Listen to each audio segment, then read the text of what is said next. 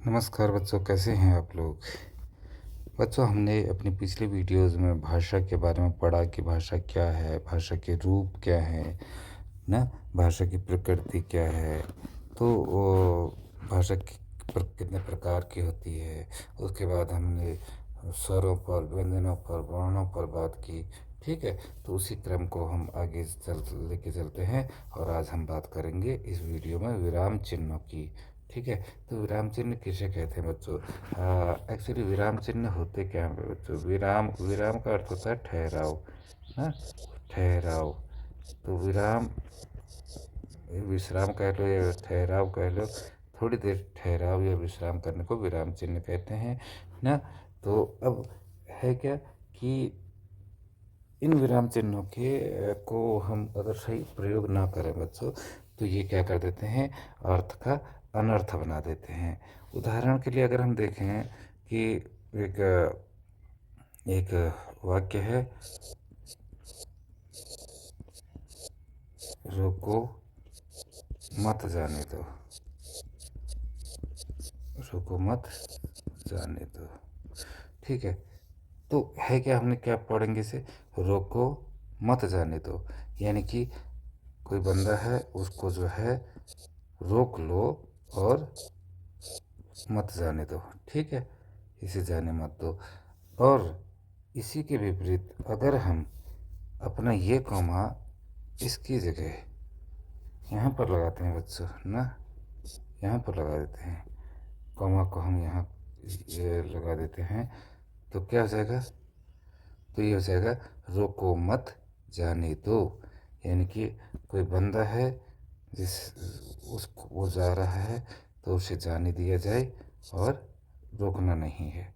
ठीक है, वो जाए, रोको मत। और जबकि इसके विपरीत हमने यहाँ पर लगाया था, तो ये आया था रोको मत जाने दो। तो अर्थ का अनर्थ जो है ये विराम चिन्हों के बिना हो सकता है। तो इसकी अगर हम डेफिनेशन लिखना चाहें तो क्या लिख सकते हैं बच्चों, हम लिख सकते हैं अपने भिन्न भिन्न भावों या विचारों, ठीक है, विचारों को सही तरीके से दूसरों के समक्ष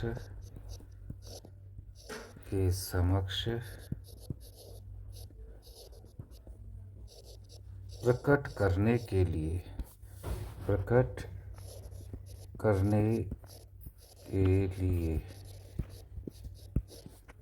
जिन जिन चिन्हों का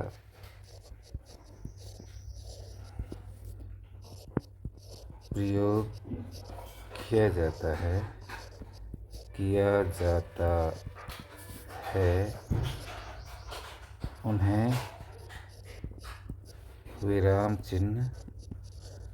उन्हें विराम चिन्ह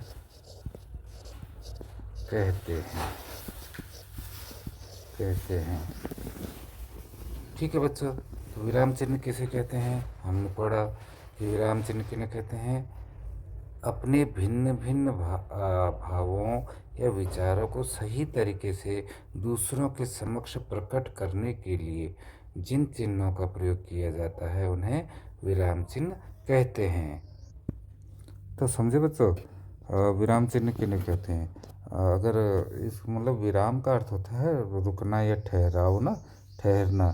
तो जब हम किसी वाक्य को लिखते हैं या बोलते हैं, तो उस समय बीच में कहीं थोड़ा बहुत हमें रुकना पड़ता है, जिससे जो है हमारी भाषा स्पष्ट हो जाए, अर्थवान हो जाए, ठीक है, निरर्थक ना रहे और भावपूर्ण हो ना।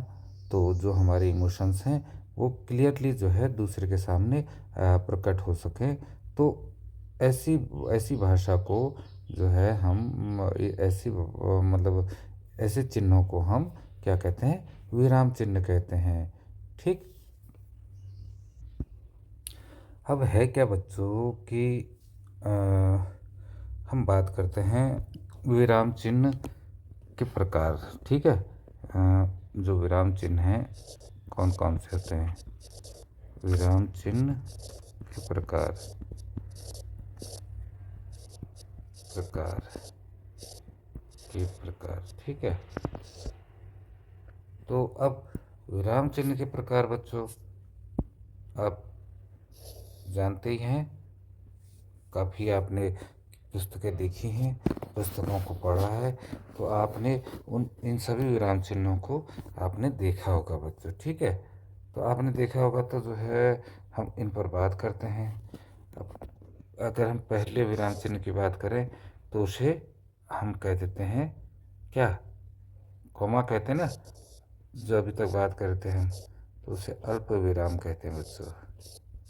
क्या कहते हैं, अल्प विराम। इनके बारे में हम बात करेंगे कि क्या होते हैं अल्प विराम। इन्हें कॉमा भी कहा जाता है। क्या कहा जाता है ना, कॉमा।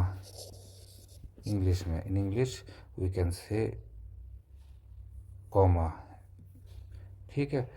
उसके बाद दूसरा आता है आपका अल्प विराम के बाद अर्ध विराम। हाँ, एक मिनट, इसका मैं साइन भी आपको यहाँ पर वो कर देता हूँ। तो इसका साइन जो होता है बच्चों, कॉमा को हटा लीजिए, इसका साइन होता है ये, ठीक है। तो ये हमारा अल्प विराम होता है बच्चों।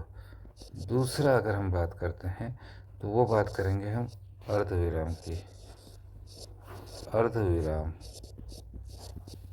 ठीक है। अब अर्ध विराम क्या हो गया, तो अर्ध विराम सेमी कॉलन को कहते हैं, ठीक है। सेमी माने आधा होता है, कॉलन विराम हो गया।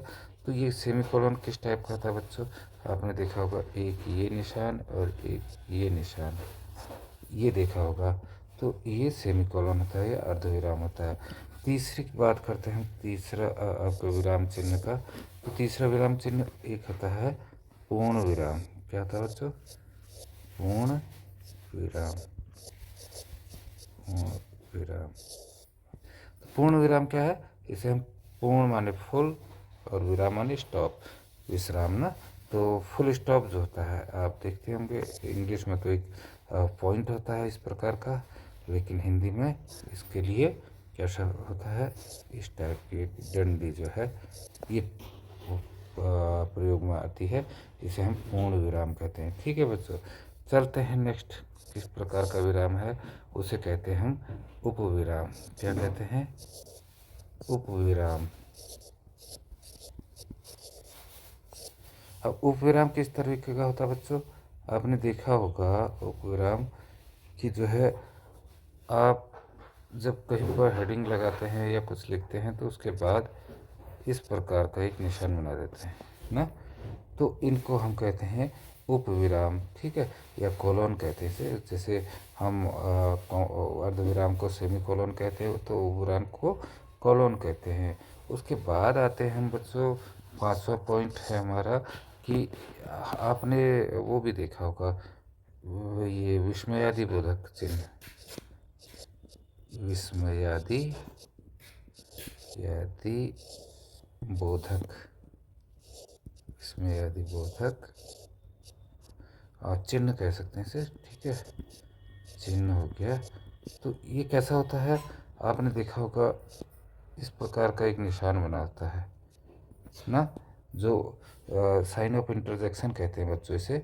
तो बिल्कुल मतलब विस्मय करने के लिए, आश्चर्य उत्पन्न करने के लिए, ठीक है, जो है इसे प्रयोग में लाया जाता है, ठीक। जैसे हम कहते हैं अरे वाह, तो अरे वाह जो है वहाँ पर क्या हुआ, क्या नाम होता है, आपको आश्चर्य हुआ। जैसे ओहो हम जीत गए, तो ओहो जो आया हो वो जो है विस्मय पैदा करने वाला है, ठीक है। तो यहाँ पर सिग्नेचर आ गया ना, सॉरी साइन आ गया विस्मय आदिबोधक चिन्ह का, ठीक। चलते हैं नेक्स्ट, अपना विराम चिन्ह कौन सा हो सकता है, छठा हमारा प्रश्नवाचक चिन्ह होता है बच्चों। आपने ये तो हर प्रश्न में देखा होगा, प्रश्नवाचक चिन्ह, प्रश्नवाचक चिन्ह। अब प्रश्नवाचक चिन्ह इसका क्या होता है, इस प्रकार का आपने देखा होगा ना। तो ये प्रश्नवाचक, क्वेश्चन मार्क कहते हैं इसे इंग्लिश में।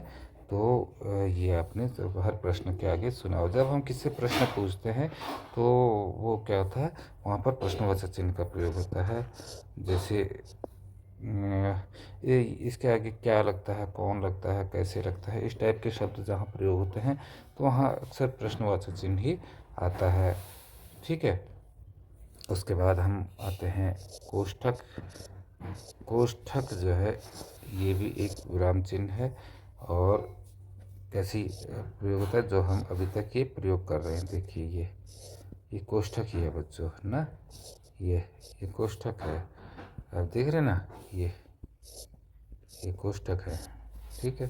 तो ये हो गया हमारा विराम चिन्ह, कोष्ठक हो गया। अब चलते हैं हम अपने नेक्स्ट उसमें, आठवां चलते हैं। आठवां हमारा एक होता है हाइफन होता है, योजक चिन्ह कहते हैं बच्चों इन्हें, योजक। ठीक है। तो योजक चिन्ह क्या होते हैं, योजक चिन्ह ये आपने देखा होगा, जैसे उसमें द्विगु समास में प्रयोग होते हैं। जैसे रात और दिन, माता और पिता, माता पिता कह देते हैं ना, तो बीच में ये डैश लगते हैं, योजक लगता है। ठीक है। और होता है इसका अर्थ, मीन्स और। ठीक है। जहाँ पर और शब्द होता है और को हम लुप्त कर देते हैं, तो यहाँ पर ये चिन्ह का प्रयोग होता है। ठीक है। तो ये हो गया। उसके बाद आप और एक चिन्ह देख सकते हैं बच्चों, उनको हम कहते हैं अवतरण चिन्ह। क्या कहते हैं, अवतरण चिन्ह, अवतरण चिन्ह। ठीक है। तो अवतरण चिन्ह क्या होते हैं बच्चे, इन्वर्टेड कॉमाज आपने देखा ना, इन्वर्टेड कॉमाज। तो ये इन्वर्टेड कॉमाज क्या होते हैं, किसी व्यक्ति की बात को हम जब लिखते हैं तो उसे इन्वर्टेड कॉमाज के अंदर बंद कर देते हैं ना, तो ये इन्वर्टेड कॉमाज होते हैं। ठीक है।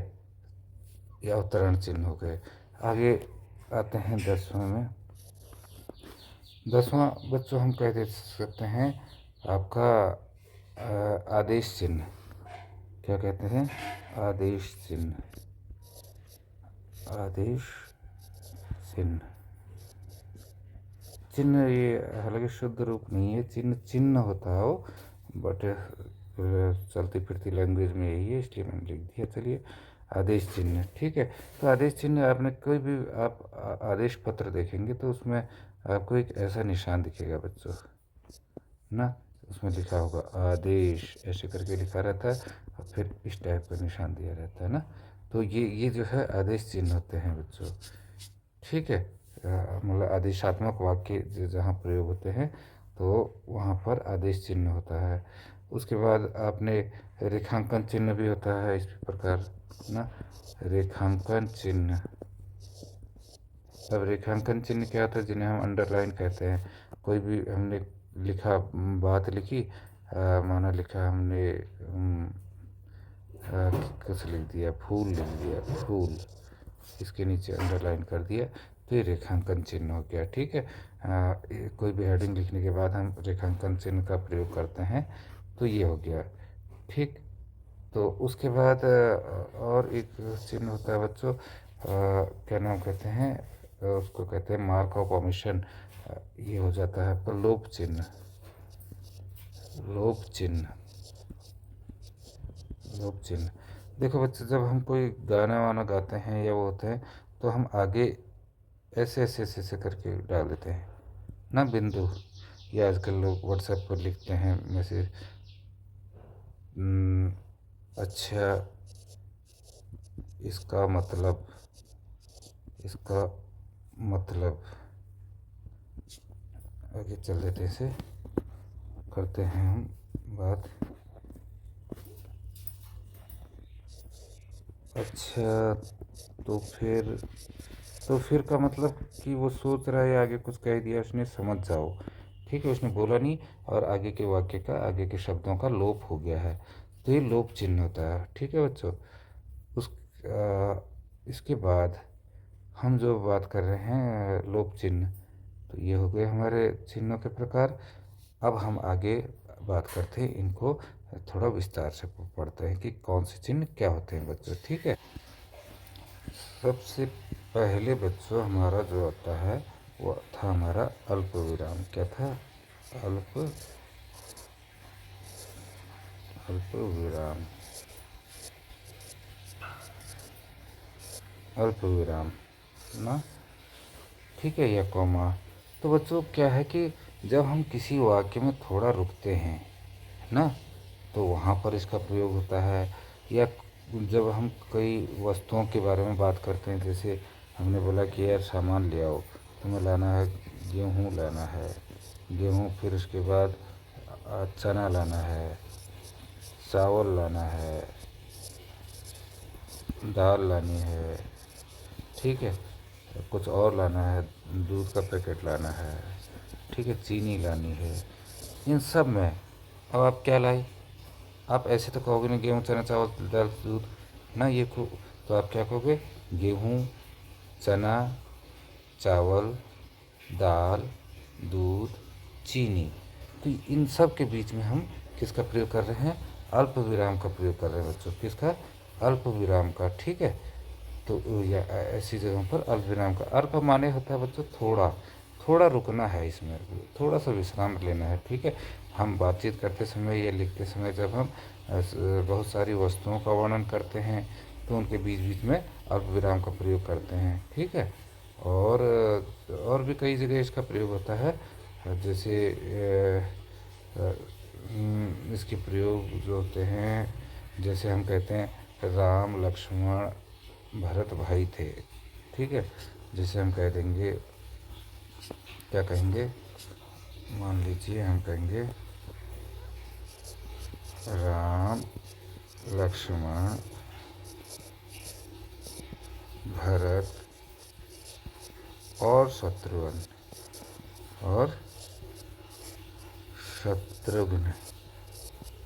भाई थे। ठीक है, तो अब है क्या, ये चारों चीज़ें एक ही चीज़ को बिलोंग कर रही हैं, तो बीच में कॉमा आ रहा है, राम लक्ष्मण भरत और शत्रुघ्न। तो यहाँ पर तो जो भरत के साथ होना था, ठीक है, उसकी जगह तो हमने और लगा दिया, इसलिए ये तो यहाँ पर तो लगाना गलत हो जाएगा, है ना। यहाँ पर हम नहीं लगाएंगे। और इसकी अब है कि राम और लक्ष्मण और भरत और शत्रुघ्न भाई थे, तो सेंटेंस तो ये भी है, लेकिन जो है इनकी जगह हमने प्रयोग किया राम लक्ष्मण भरत और शत्रुघ्न भाई थे। ठीक है बच्चों, अब आगे बात करते हैं। जैसे हम इसी के अलावा हम बात करते हैं,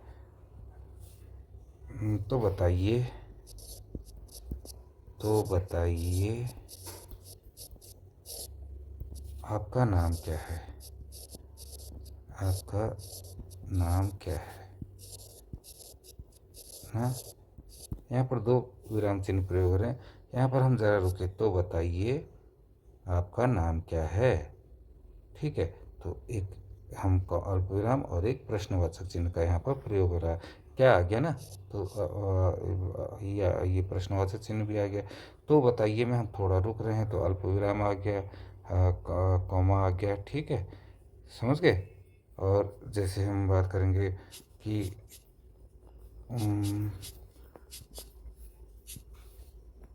वो देर से, वो देर से, बहुत देर से आ रहा है, बहुत देर से आ रहा है, देर से आया है। ठीक है, तो क्या हो गया, वो देर से, वो देर से रुक रहे हैं यहाँ, फिर बहुत देर से आया है, तो यहाँ पर हमारा वाक्य वो ख़त्म हो रहा है, तो यहाँ पर पूर्ण विराम भी लग गया हमारा। ठीक है, तो इस तरीके से ये अल्प विराम का यहाँ पर प्रयोग होता है बच्चों। ठीक, और जहाँ पर हम शब्दों को दो तीन बार दोहराते हैं तो वहाँ पर भी जो है, जैसे हमने देर से बहुत देर से कहा ना, तो क्या हुआ कि वहाँ पर अल्प विराम प्रयोग हुआ। ठीक है, और कई जगह आपने पोयम में भी सुना होगा, कहानियों में भी देखा होगा, तो वहाँ पर इन चीज़ों का प्रयोग होता है। जैसे हम कहेंगे अब की जो है हम दोस्तों हमारे चलने का समय आ गया। हमारे चलने का समय आ गया। यहाँ पर देखो आप, वाक्य पूरा यहाँ हो रहा है, पूर्ण विराम यहाँ लगा है, लेकिन हमने कहा दोस्तों हमारे दोस्तों, जैसे हम कह रहे दोस्तों हमारे चलने का समय आ गया है, कुछ क्लियर नहीं हो रहा है, दोस्तों से संबोधित किया जा रहा है, तो पहले दोस्तों कहने का मतलब कि अटेंशन कर दिया है दोस्तों को कि आगे आप क्या कहना चाह रहे हैं। हाँ, आपने कहा दोस्तों तो सभी आपको देखेंगे, उसके बाद ध्यानपूर्वक सुनेंगे, हमारे चलने का समय आ गया है। ठीक है, तो दोस्तों हमारे साथ चलने का समय आ गया, उसे लोग सुने या ना सुने कोई पता नहीं, क्योंकि वो अटेंटिव नहीं है, वो जो है आपकी ओर उनका फोकस नहीं है। तो जैसे ही आपने कहा दोस्तों, उसके बाद आप रुके हैं, फिर आपने बोला हमारे चलने का समय आ गया है, तो वो आपका आपका जो आप कहना चाह रहे हैं तो वो क्लियर हो जाएगा उनके लिए। ठीक है, तो ये चीज़ थी क्या नाम कहते हैं, अल्प विराम के बच्चों। ठीक है, तो यहाँ पर क्या नाम कहते हैं, हम अपनी वीडियो आज की यहीं पर समाप्त करते हैं। दूसरी वीडियो में हम बात करेंगे अल्प विराम के बाद आपका कौन सा विराम है, अर्ध विराम, तो अर्ध विराम पर बात करेंगे। ठीक है, क्योंकि वीडियो लंबा हो जाता है, अर्ध विराम में बताएंगे तो हम वीडियो ज़्यादा लंबा हो जाएगा। और वीडियो यहीं पर समाप्त कर रहे हैं। उससे पहले एक अनुरोध है कि बच्चों, वीडियो जिन्होंने अभी तक सब्सक्राइब नहीं किया है वो इसे सब्सक्राइब कर दें, कमेंट भी कीजिएगा ना, ताकि जो है मैं इसमें और सुधार ला सकूं। और इसे लाइक तो आप करेंगे ही, आपसे अनुरोध किया है मैंने, और जितना से अधिक हो सके उसे शेयर कीजिएगा। इसी के साथ वीडियो समाप्त करते हैं आज की। धन्यवाद बच्चों, आपका दिन मंगलमय हो।